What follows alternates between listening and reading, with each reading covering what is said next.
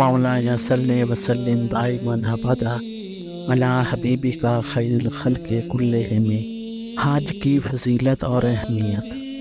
اللہ تبارک و تعالیٰ نے ہمیں اسلام کی دولت عطا فرمائی ہے۔ اسلام کی بنیاد 5 چیزوں پر رکھی گئی ہے۔ پہلا رکن کلمہ، دوسرا نماز، تیسرا زکوٰۃ، چوتھا رکن روزہ اور پانچواں اور آخری رکن حج ہے۔ ان میں سے جو 2 رکن ہیں روزہ اور حج، ان کو 2 عیدوں کے ساتھ جوڑ دیا گیا ہے۔ روزے مکمل ہوں تو چھوٹی عید اور 5واں رکن حج، اس کو بڑی عید کے ساتھ جوڑ دیا گیا ہے۔ جس دن حاجی حج ادا کر کے مینا میں آتے ہیں مزدلفہ سے رمی جمرات کے لیے، تو وہ دن 10 ذی الحج کا دن عید کا دن قرار دیا گیا ہے۔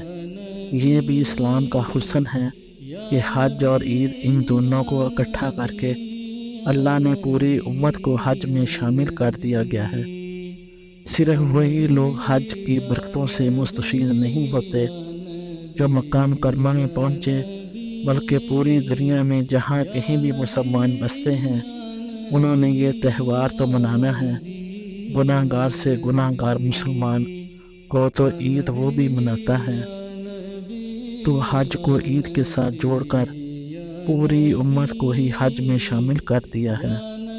حج میں جو مناسک ادا کیے جاتے ہیں ان میں سے 3 بڑے اہمیت کے حامل ہیں۔ ایک تو 9 ذی الحج کو عرفات میں حاضری ہوتی ہے اور وہاں میرے کریم آقا صلی اللہ علیہ وآلہ وسلم نے خطبہ حج بھی دیا، جسے خطبہ حجۃ الوداع کہتے ہیں، اور 2 رکعت نماز ظہر بھی پڑھتے ہیں۔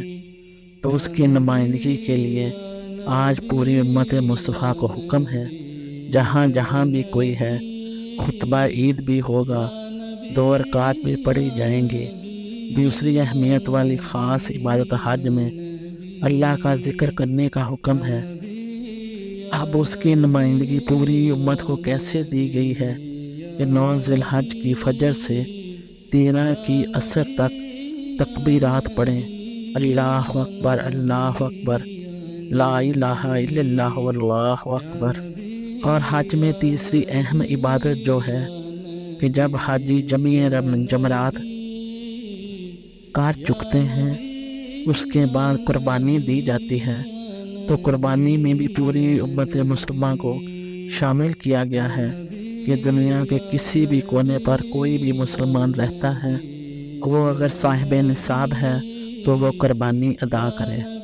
تو گویا خطبہ بھی ہو گیا، نماز بھی پڑھی جائے گی، تکبیریں بھی کہیں جائیں گی، قربانی بھی دی جائے گی۔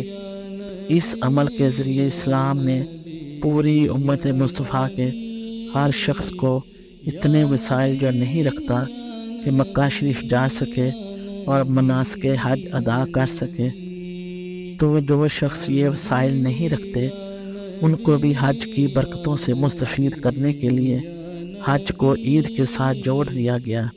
اللہ تبارک و تعالیٰ نے حج اور زکوٰۃ ہر ایک پر فرض نہیں فرمایا، بلکہ صاحب استطاعت پر فرض فرمایا۔ جس قرآن پاک میں ارشاد باری تعالیٰ ہے کہ جو اس رستے کی طاقت رکھتا ہو تو وہ فوراً حج بیت اللہ کی سعادت حاصل کرے۔ اب اس کا ذمہ ہے جب وہ واپس لوٹے تو حقوق العباد کو ادا کرے، اپنے اندر یہ احساس پیدا کرے کہ میں وہ شخص ہوں جو حج بیت اللہ کی سعادت حاصل کر کے آیا ہوں۔ اس ذوق کو ہمیشہ اپنے دل میں رکھ کر اپنی نئی زندگی کو شروع کرے۔ اللہ تبارک و تعالیٰ نے قرآن پاک میں ارشاد فرمایا ہے کہ جو اس رستے کی طاقت رکھتا ہو وہ اللہ کی رضا کے لیے حج کرے، اور جس نے اس بات کو نہ مانا اس نے کفر کیا۔ وہ یاد رکھے اللہ تو پہلے ہی 2 جہانوں سے بے نیاز ہے، اللہ تبارک و تعالیٰ کو اس کی پھر کوئی ضرورت نہیں۔ صاحب استطاعت لوگوں پر اس گھر کا حج ضروری ہے۔ صحابہ کرام رضی اللہ تعالیٰ عنہ میں سے ایسے بھی ہیں جنہوں نے 60 حج ادا فرمائے۔ امام حسن و حسین رضی اللہ تعالیٰ عنہ نے 25 حج ادا فرمائے۔ دعا ہے کہ رب العزت سے ان باتوں کو سمجھنے اور عمل کرنے کی توفیق عطا فرمائے۔